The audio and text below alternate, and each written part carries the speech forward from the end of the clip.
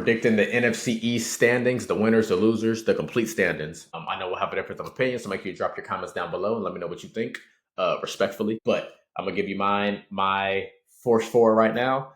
Coming in at number 4, I have the Giants going 5-12. I think that's a slight improvement over last year. They went 3-14 last year. They brought in Russell Wilson. They brought in Jackson Dart, Jameis Winston. So I think they should have slightly improved quarterback play with Russ. Nothing that I think is going to take them over the top, but I do think it'll be a little more consistent, and you'll see a little bit more. I think you see 2 more wins out of the Giants than we saw last year.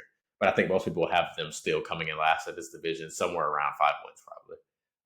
Coming in number 3, I have the Cowboys going 10-7, an improvement from 7-10 last year. Although last year was mainly about a Dak Prescott injury, but now they got Dak back. They added George Pickens. The reason I couldn't go more than 10 games is because we still don't know what's going on with Micah Parsons, and they need Micah Parsons. I don't believe that offense is good enough, especially without a run game, to compete if that defense is any worse than it's been. And they've been bad with Micah Parsons there, at least last year. And so if they don't have Micah Parsons, I believe that defense is going to be atrocious, and that means Dak Prescott has to put up 30 points a game consistently, no turnovers.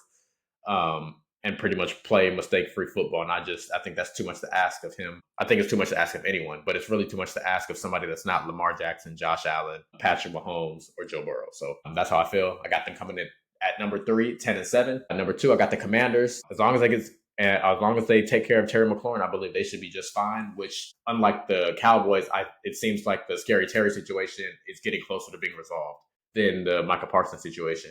And if Jaden Daniels plays like he played last year, he will join that conversation of the big 4 quarterbacks, where we talk about Lamar, Josh Allen, Mahomes, Joe Burrow. He will put his name in there if he follows up last year, how he follows this year up, how he played last year.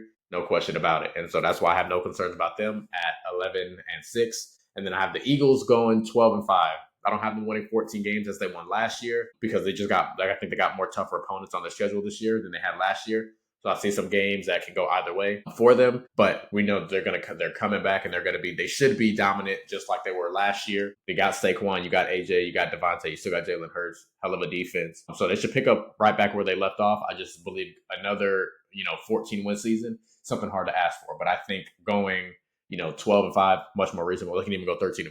We'll see, but I do have them having another good season and ultimately being on top of this division and winning the NFC East back-to-back, which hasn't been done in a very long time. So I think they could be the first team to do it this year.